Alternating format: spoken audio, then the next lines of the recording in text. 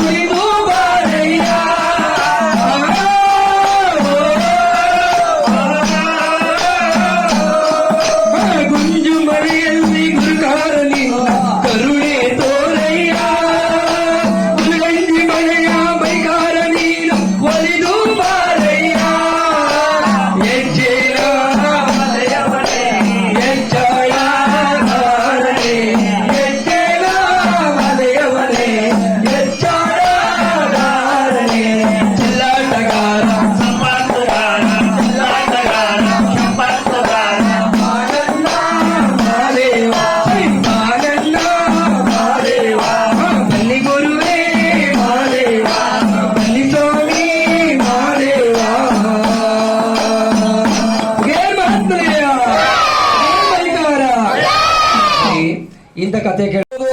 ಇವಾಗ ಬಂದಿದ್ದೀರಾ, ನಿಮ್ ಕೈಲೆಲ್ಲ ಫೋನ್ ಪೇ ಮಾಡಿಸ್ತೀನಿ ಅಮ್ಮಲ್ಲ, ಹೇಳಿದೀನಿ ಇವಾಗಲೇ. ಎಲ್ಲಾರು ಹಾಡು ಹೇಳ್ಬೇಕು ಇವಾಗ. ಮಾದಪ್ಪ ಬರುವ